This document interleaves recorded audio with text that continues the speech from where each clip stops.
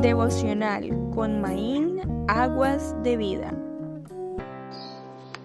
Les saludo, amada familia de la fe, que la paz, la misericordia y las bendiciones de Dios Padre y de nuestro Señor Jesucristo estén en vosotros en este nuevo día.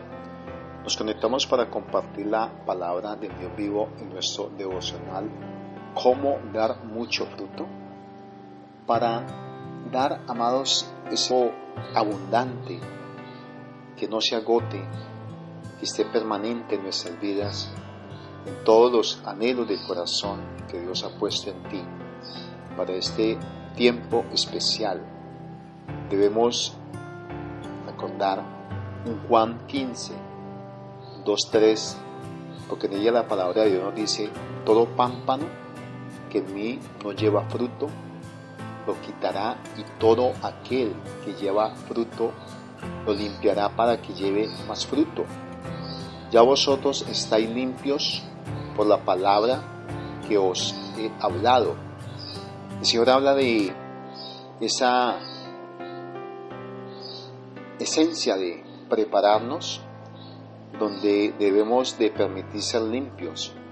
El pámpano, dice la palabra, que son los sarmientos, mis amados, y esos sarmientos o esa rama donde nacen las uvas específicamente. Y en estos versículos vemos cómo el Señor enfatiza en encontrar propósitos que debemos nosotros evidenciar para dar mucho, no dice poco, dice mucho fruto. Y esto es ser limpiados, dispuestos a ser limpiados. Estamos prestos, atentos a ello, amados. Este es un tiempo donde el Señor limpiará esos pámpanos en mí, en los tuyos. ¿Por qué? Porque el Señor está presto a que tú lleves ese buen fruto. Y Él quitará lo que tenga que quitar, mis amados. Y todo aquel que lleva fruto lo limpiará, dice la palabra, para que lleve fruto mucho más abundante. Y es que la palabra limpiará puede ser traducida también como podar, tal como aparece en la Taná, donde dice: todo sarmiento que en mí no da fruto, lo quita, y todo el que da fruto lo poda para que dé más fruto. Esta palabra continuamente el Señor nos la está replicando. Y es que hay un proceso de podar que se convierte en ese propósito de recortar algunas ramas con el fin de que la planta pueda producir un mejor fruto. Obviamente, amados, este proceso suena quizá doloroso, incómodo, pero necesario para producir el fruto deseado. De hecho, amada familia, la palabra griega donde se traduce limpiar o podar tiene este trasfondo. En el griego original, la palabra que se traduce como limpiar o podar es kasairo, la cual podría traducirse también como purgar. Por tanto, podemos entender que ese proceso de podar o de limpiar, e incluso de purgar, va a producir dolor en nuestras vidas. Y este proceso está direccionando específicamente a que en aquellas áreas de nuestra vida que no están en armonía con la voluntad de Dios, va a ir esa corrección y ese moldear lo que nosotros necesitamos específicamente en el carácter, amados, para llegar a ser personas que Dios está formando en un anhelo y en un deseo. Muchas veces, amados, el proceso de poda en nuestra vida vendrá con el propósito de moldear nuestro carácter específicamente, porque en Él nos prepara para recibir grandes cosas de parte de nuestro Dios, tal y como pasó con José, quien sufrió mucho al ser odiado por sus hermanos, pero al haber vendido a Egipto como esclavo, al ser acusado de un crimen injustamente y ser condenado en una cárcel. Fue gracias a este proceso, mis amados, de dolor que Dios preparó a un José para llegar a convertirlo a sus 30 años en el gobernador de Egipto y traer el socorro oportuno a su familia cuando el hambre cubrió toda la tierra. Aquí vemos cómo Dios preserva la vida de aquellos que son usados para un fin específico. Por tal motivo José dijo, y respondió José, no temáis, ¿acaso estoy yo en lugar de Dios? Vosotros pensasteis mal contra mí, mas Dios lo encaminó a bien para hacer lo que vemos hoy, para mantener en vida a mucho pueblo. Este Génesis 50, 19, 20 nos habla de que ese proceso de poda en nuestra vida está contribuyendo, amado, en este fin, moldear la esencia, la actitud, el comportamiento, las buenas decisiones, el carácter. Nos acerca más a una fe viva y eficaz y nos lleva a desarrollar los dones para un cumplimiento de un propósito en especial. Dios en nuestras vidas nos está llevando a otras ocasiones, procesos, una poda que viene a nuestra vida para un cumplimiento, una disciplina en un área específica que no queremos cambiar, pero que Dios tiene el propósito de que en ella le agrademos. En Satanás se nos enseña, amados, que Dios disciplina a aquellos a quien ama con el propósito de mantenerlos en el camino propicio correcto y así producir el fruto que desea para esa vida. Si, dice la palabra así, soportáis la disciplina, Dios os trata como a hijos. ¿Por qué? ¿Qué hijo es aquel a quien el Padre no disciplina? Una pregunta que nos hace el Señor hoy para reflexionar. Pero dice que si os deja sin disciplina, de la cual todos han sido partícipes, entonces sois, dice, bastardos y no hijos.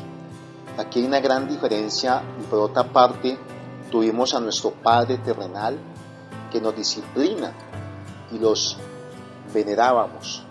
Muchas veces no entendemos esa enseñanza del buen Padre, porque no obedecemos mucho mejor al Padre, porque no obedecemos mucho mejor a aquellos que nos quieren guiar. El Padre, a través del propósito que Él está marcando, nos está guiando en ese buen caminar. Pero también nos dejamos mover muchas veces por situaciones espirituales y en ellas vivimos una vida desenfocada de lo que verdaderamente Dios quiere hacer en nosotros. Y aquellos que ciertamente por pocos días nos disciplinan como ellos les parece, pero en ello se aprovechan de circunstancias, se hacen partícipes de un propósito equívoco, pero Dios quiere sacarte de esa cotidianidad y llevarte una vida de poda de santidad. Amados, es verdad que ninguna disciplina parece ser causa de gozo, sino de tristeza, pero después da fruto, ese fruto apacible de justicia a los que en ella han sido ejercitados, lo marca Hebreos 12, 7, 11. Quiere decirte que por lo tanto Dios realiza este proceso de poda donde moldea nuestro carácter, nos disciplina para que lleguemos a producir muchos frutos, un fruto agradable al Señor. En su carta a los Gálatas, el apóstol Pablo dice: ¿en qué consiste el fruto del Espíritu, mi amado? Mas el fruto del Espíritu es amor, gozo, paz, paciencia, benignidad, bondad, fe, mansedumbre, templanza. Contra tales cosas no hay ley. Gálatas 5, 22, 23. Aquí estamos atravesando procesos de poda y el Señor nos está limpiando para llegar a producir un fruto agradable ante el Señor. Ahora bien, cuando el Señor nos dice que es a través de su palabra que nos está limpiando, ya nosotros y vosotros estáis limpios por esa maravillosa palabra que nos habla en este preciso momento.